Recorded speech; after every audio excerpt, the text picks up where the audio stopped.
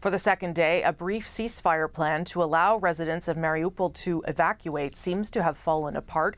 There are reports that civilians have been killed as the fighting continues. The United Nations predicts more than 4 million people could flee the country if the conflict continues.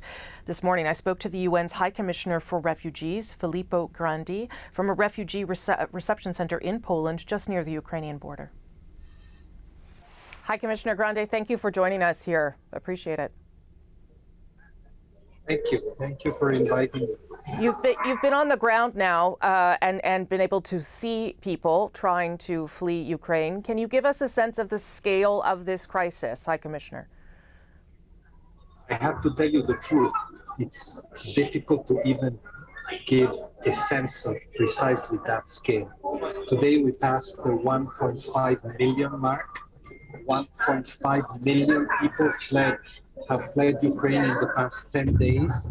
And as I have already said, but it's worth repeating, this is the fastest growing exodus of refugees in Europe since the Second World War. And when you are in places like where I am now, at the border between Ukraine and Poland, I was 2 days ago at the border between Ukraine and Moldova. You have a sense of that mass of people fleeing, mostly women and children and elderly people. And the mass of pain and loss and anguish that they carry with them is palpable. So it's difficult to convey, but I can assure you, I've seen a lot of humanitarian disasters in my life. This is big, and this is grave. There had been reports of this humanitarian corridor to allow people to escape. Then there were reports that there was fighting and shooting that continued. How worried are you about those corridors that are being set up and then not respected in order to get people out? Well, I'm not even worried. I'm very frustrated because it's been now several days since the UN and the Red Cross have been negotiating safe passage into those towns that are mostly impacted by the war, Mariupol, for example. But we're following this from here, and we see that the negotiation keeps being interrupted, and every time we seem to be near that breakthrough, it doesn't happen.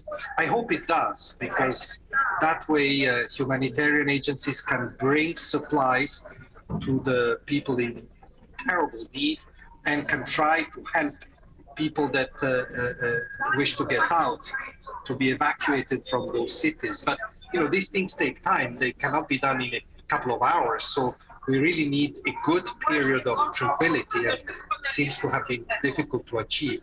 And by the way, that's a good thing to do, and I hope it works eventually. But what we need is an end to the hostilities, an end to the bombing, because otherwise this human flow won't stop, simply won't stop.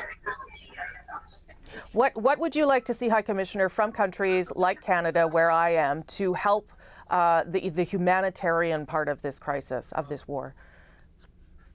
Well, first of all the countries that are impacted by the refugee crisis need help of different kinds. That's financial assistance, logistical assistance, and so forth. I think at the moment the refugees somehow self-distribute themselves throughout Europe, where they have connections and friends. Europe has a temporary protection regime for these people, which is very good because it allows them to move. But eventually there will have to be a responsibility sharing, the sharing of the people remaining behind. And I heard Minister Fraser talking about it, that Canada will do its part like it has done in many other situations with Afghans, with Syrians. We look at Canada for leadership there as usual. Just finally, High Commissioner, what is your biggest concern in the days ahead here? It's that the war becomes worse, that bombings become even more destructive, and that we will see not 1.5 million people cross the borders, but many times more. And of course, let's not forget all the millions, many more millions stuck inside Ukraine that have life and death situations. That's my worry, that it could become worse for all of them. Hi, Commissioner. Thank you so much. Filippo Grandi, I appreciate very much your time. Thank you so much.